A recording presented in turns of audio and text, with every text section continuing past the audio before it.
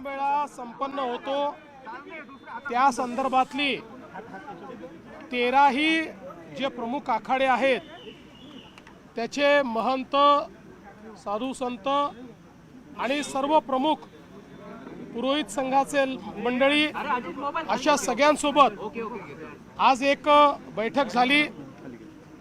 या बैठकीमध्ये कशा प्रकारे पुढची सगळी कारवाई करायची आहे त्याच्यावर चर्चा झाली। सर्व आखाड्यांचं म्हणणं आम्ही ऐकून घेतलं आणि त्यासोबत आज आत्तापर्यंत आम्ही काय कारवाई केली आहे ती देखील त्यांना सांगितली।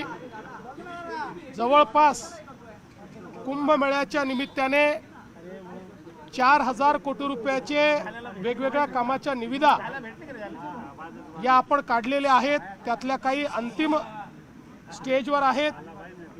जवळपास 2000 कोटी रुपयाच्या अजून निविदा या आपण काढतो आहोत। प्रामुख्यानं गोदावरी स्वच्छ राहिली पाहिजे या दृष्टीनं STPचं काम असेल, त्यामध्ये जाणारं पाणी स्वच्छ गेलं पाहिजे या दृष्टीनं सर्व प्रकारचं शुद्धीकरण असेल किंवा गोदावरी वाहती राहिली पाहिजे याकरताही आपले जलसंपदा मंत्री गिरीश भाऊंनी एक चांगली योजना तयार केलेली आहे, त्याला मान्यता द्यायचा विषय असेल। या ठिकाणी विशेषतः जो काही साधू ग्रामची जागा आहे ती जागा अधिग्रहित करण्याचा विषय असेल, हे सर्व विषय आता आपण मार्गी लावलेले आहेत। ते विविध टप्प्यांमध्ये या ठिकाणी आहेत आणि यासोबत आज जी काही साधू संतांनी मागणी केली त्याची नोंद आपण घेऊन आणि बऱ्याच गोष्टींवर त्यांचं एकमत हे आज आपण केलेलं आहे। विशेषतः कुशावर्तावर जी गर्दी होते त्याची जागा फार कमी आहे त्र्यंबकेश्वरला, त्यामुळे तिथे काय पर्यायी व्यवस्था करता येईल या संदर्भातही बऱ्यापैकी एकमत आज झालेलं आहे, जेणेकरून कुठल्याही प्रकारची स्टॅम्पिडची वेळ ही त्या ठिकाणी येणार नाही अशा प्रकारचा आपला प्रयत्न आहे। आणि यासोबत आज अमृत स्नानाची जी सर्व पर्व आहेत त्याच्या तारखा देखील सर्व साधू संतांनी आणि पुरोहित संघाने मिळून घोषित केलेल्या आहेत। आपल्याला ते आता सेपरेटली आम्ही उपलब्ध करून देऊ। यावेळी सुदैवाने खूप मोठ्या प्रमाणात पर्वाच्या तारखा उपलब्ध आहेत, त्यामुळे कुठल्या तरी एकाच तारखेला खूप गर्दी करण्याची आवश्यकता पडणार नाही। यावेळेचं जो आपला सिंहस्थ कुंभमेळा आहे हा नेहमीपेक्षा जास्त काळ चालणार आहे, त्यामुळे जास्त पर्वणी या ठिकाणी आहे आणि म्हणून मला असं वाटतं की जी काही भाविकांची गर्दी आहे त्याचं योग्य नियोजन हे आपल्याला करण्याची संधी त्यात मिळालेली आहे। एक अतिशय सुव्यवस्थित अशा प्रकारचा हा कुंभमेळा करण्याचा आमचा प्रयत्न आहे आणि म्हणूनच आजच्या बैठकीमध्ये सगळे निर्णय आम्ही घेतलेले आहेत। साधूग्रामच्या जागेविषयीचा प्रश्न आहे। साधूग्रामसाठी जागा आरक्षित करावी ही मागणी होती। साधूग्रामची जागा ही मागच्या काळातच आपण आरक्षित केली होती, आता ती अधिग्रहित करायची आहे।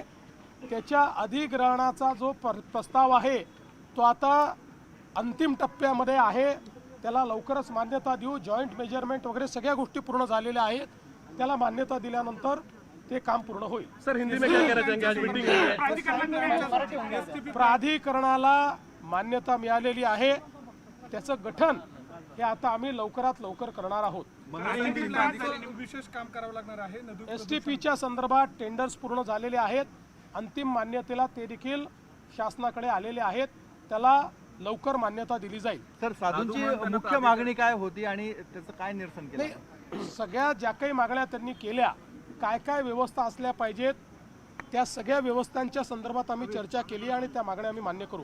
आज प्रयागराज और नासिक कुंभ मेले के संबंध में जो 13 प्रमुख माफ कीजिएगा त्र्यंबकेश्वर और नासिक के कुंभ मेले के संदर्भ में एक बैठक का आयोजन किया गया था, जिस बैठक में यहाँ के जो प्रमुख 13 अखाड़े हैं वो भी मौजूद थे।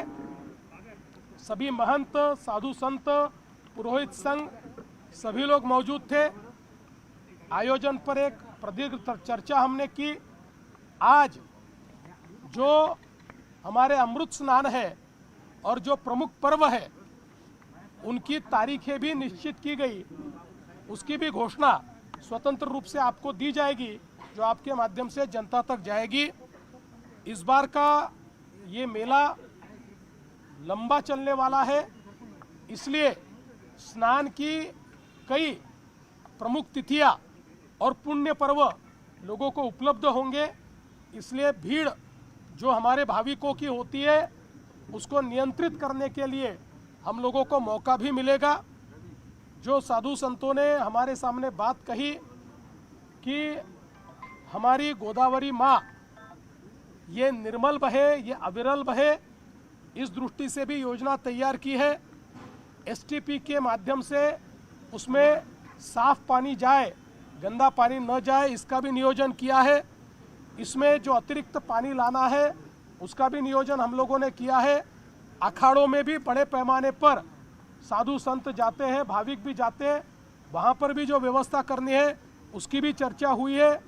इसके साथ साथ इंफ्रास्ट्रक्चर की दृष्टि से करीब 4-4.5 हज़ार करोड़ रुपए के जो हमने काम है उसकी शुरुआत करने के लिए टेंडर्स भी हम लोगों ने बुलाए हुए हैं और 2000 करोड़ के काम ये पाइपलाइन में है। कुल मिलाकर एक बहुत ही भव्य, बहुत ही दिव्य इस प्रकार का मेला यहाँ पर संपन्न हो, इस प्रकार का नियोजन किया गया है। शाही स्नानाच्या तारखा जाहीर करण्याचा मुहूर्त मिळाला, मात्र नाशिकचे पालकमंत्री जाहीर होण्याचा मुहूर्त अद्यापर्यंत मला असं वाटतं की पहिल्यांदा तर शाही स्नान बंद झालेलं आहे, आता फक्त अमृत स्नान होतं, आता शाही स्नान होत नाही। आणि हे अमृत स्नान अत्यंत महत्त्वाचं आहे। पालकमंत्र्याचा आणि त्याचा काय संबंध येतो? अमृत स्नान हे लाखो वर्षापासून चाललेलं आहे।